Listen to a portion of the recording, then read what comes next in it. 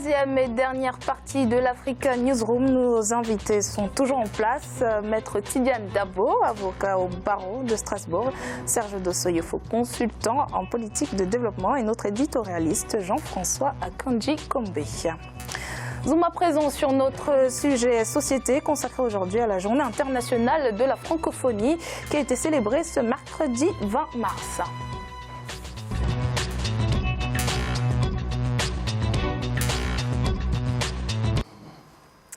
Chaque année, à la date du 20 mars, le monde célèbre la Journée internationale de la francophonie.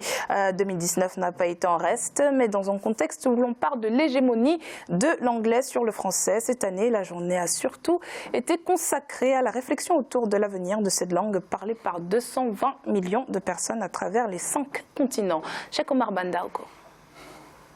Selon l'Observatoire démographique et statistique de l'espace francophone, d'ici à 2050, 70% des francophones seront des Africains. Un chiffre qui était au cœur des réflexions ce 20 mars à l'occasion de la Journée internationale de la francophonie. Mais pour certains spécialistes des lettres, la survie de la langue ne serait pas étroitement liée au nombre des personnes qui la parlent.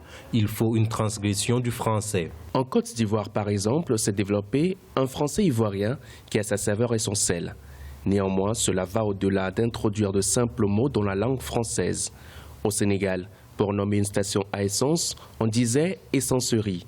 Ce mot n'existant pas dans la langue française, l'ancien président Léopold Sédar Senghor l'a fait adopter par l'Académie française quand il y siégeait.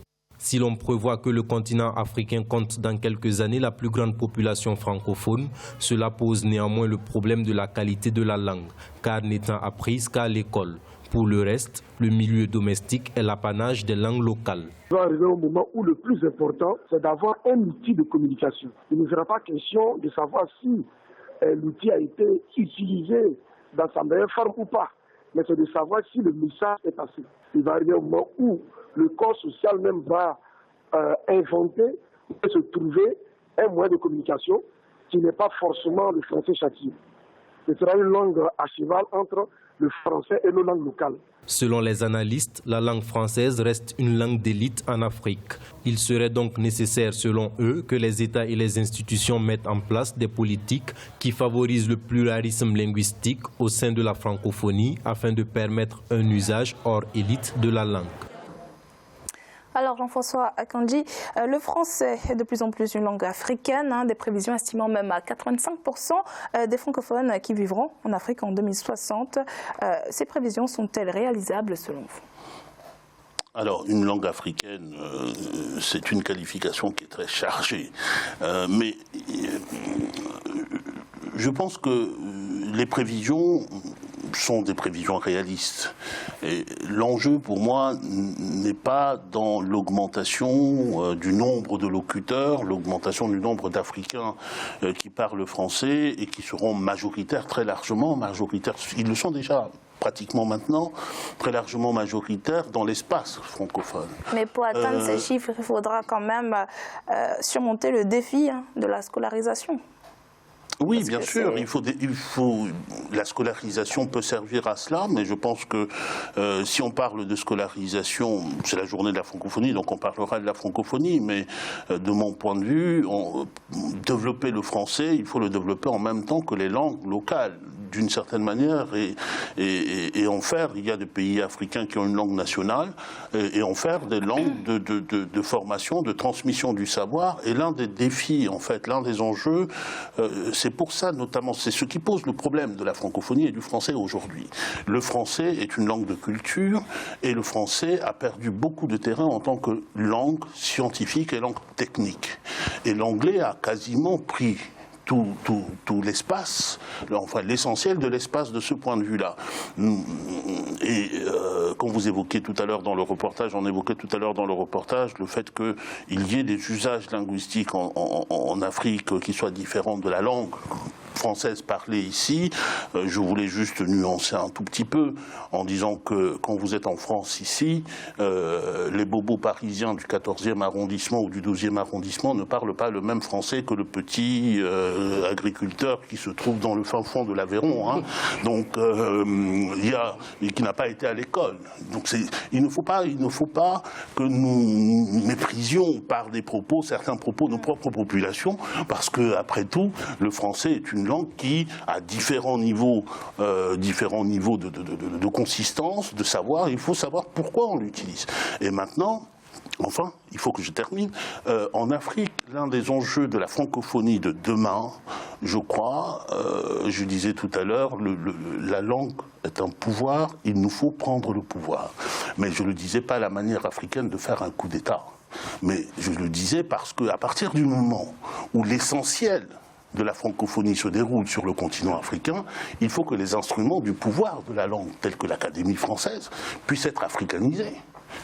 Après le président Senghor, est-ce que nous avons des représentants à l'Académie française pour prendre en compte les magnifiques mots de la langue française parlée par un Ivoirien, ou bien les expressions qu'on retrouve dans un magnifique ouvrage qui a été pendant longtemps mon livre de chevet à la n'est pas obligé. Vous avez là une façon de parler le français qui est propre à nous, qu'il faut prendre plus en compte, mais à la condition que nous soyons aussi à la décision sur l'évolution de la langue. Donc il faut vraiment miser sur cette capacité du français à pouvoir se réinventer, comme il est en train de dire M. Akanji. Moi j'ai envie de commencer par une petite phrase qui va peut-être vous faire sourire, c'est qu'effectivement c'est les prévisions qu'on fait par rapport à ce qui se passe aujourd'hui, à l'évolution de la démographie. Mais si on écoute les conseils de certains qui nous disent que nous faisons trop d'enfants, on n'arrivera peut-être pas à ces prévisions-là. Bon. Ceci dit, voilà, c'était une petite parenthèse. Je voudrais simplement dire que non, la scolarisation ne jouera pas un rôle important. Quand vous prenez un pays comme la Côte d'Ivoire ou le Sénégal aujourd'hui, 96% des gens s'expriment et comprennent le français même s'ils ne le parlent pas de manière académique.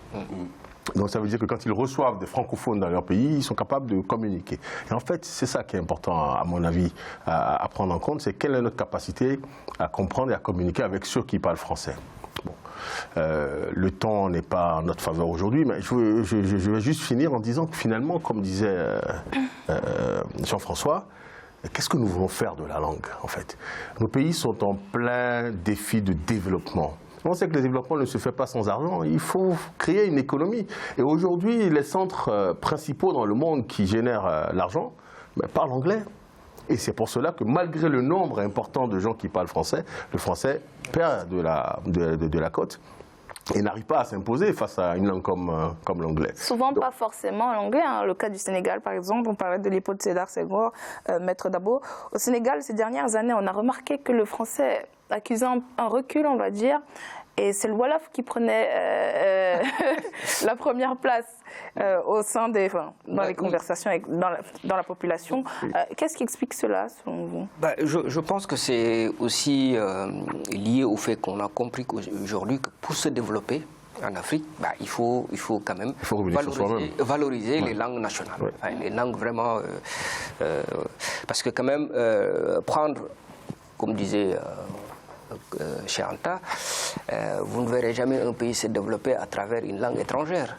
Donc forcément, le fait de revenir sur nos langues nationales, quand même, est gage pour nous, en tout cas, de développement. D'autant plus qu'aujourd'hui, ici en France, il y a effectivement le français, mais quand vous allez en Alsace, il y a la revendication de l'Alsace en termes de langue, de dialecte, de l'alsacien, il faut le parler. Maintenant, tout ça c'est inscrit au niveau de la Constitution. Vous allez en Bretagne, tout ça. Mais moi, là où je voudrais rebondir par rapport au français, c'est que moi j'ai l'impression que la francophonie concerne uniquement l'Afrique. Et pourtant, aujourd'hui, ici en France, la journée de la francophonie, vous posez la question aux Français, ils savent même pas. Ils ne savent pas que ça existe. Oui, mais la francophonie est un organe qui n'a pas été créé pour les Français. Attention, il faut le savoir. Cet organe a été créé pour les territoires d'outre-mer. Et la conquête, c'est un instrument diplomatique de conquête des autres. Non, mais c'est important parce que quand même, vous voulez vendre quelque chose, il faut déjà que votre population soit au moins au courant et soit informée. Mais non, je ne suis pas d'accord avec vous, parce que la population, c'est déjà fait. Les Français parlent français déjà. Non, justement, il faut bien un organe, pour aller rencontrer les autres et pour pouvoir asseoir une politique, comment dire, de rapport avec ceux qu'on va rencontrer. Je suis d'accord avec cette analyse-là. Il ne faut jamais oublier ça sera le mot de la fin. faut jamais oublier que la francophonie, c'est une organisation internationale. C'est l'organisation internationale de la francophonie, dont d'ailleurs l'essentiel des sièges se trouve à Paris. Oui, non, mais donc, alors de ce point de vue-là, moi, pour aller vite, moi je pense que la francophonie, si elle est seulement notre affaire, c'est nous qui devons construire les institutions. Tout à fait. La francophonie est un espace d'abord de solidarité. Ouais. Or, cette solidarité-là, elle ne fonctionne plus tellement entre le Nord et le Sud. Et regardez par exemple la question des droits d'inscription. Mais surtout de l'immigration. La question des droits d'inscription des étrangers dans les universités. Mais il faut le voir également autrement. Aujourd'hui, l'OIF, l'Organisation internationale de la francophonie, a un dispositif d'encourager les échanges sud-sud. Oui, tu parlais de l'Afrique tout à l'heure. Il y a des pays d'Asie qui parlent français et entre lesquels il y a des ponts qui s'établissent, des passerelles qui s'établissent pour définir avec eux des programmes économiques, des programmes d'échange linguistique. Mais en réalité, je vais être obligée d'arrêter. Je n'avais pas fini, mais je pense, moi, que nous devrions nous focaliser sur nos langues avec un enjeu d'en faire vraiment des langues de développement. Et des langues de développement, c'est des langues de la formation, y compris dans le supérieur. Lorsqu'on pourra parler de chimie et de physique et de mathématiques dans nos langues, là, moi, je ne suis pas tout à fait d'accord, parce que dans nos pays, nous savons très bien que nous avons des multitudes ça sera de langues, le mot de la et nous avons du mal à trouver une langue qui couvre l'ensemble des pays. Or, nous parlons d'un instrument qui nous permet de rencontrer les autres. Alors, on va prendre quelle langue du Bénin, du Togo, de la Côte d'Ivoire? Allez-y alors. Que nous nous concentrions là-dessus.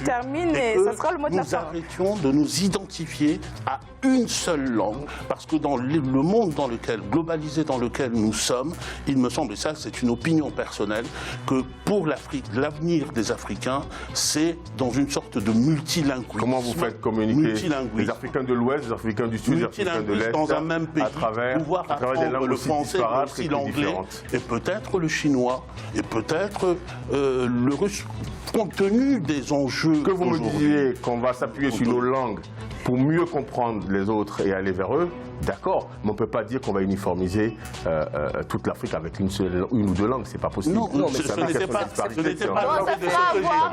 autre jour. Merci, messieurs, d'avoir participé à cette émission. Merci beaucoup d'avoir participé à notre émission. Et merci à vous de nous avoir suivis. À bientôt. Bonsoir.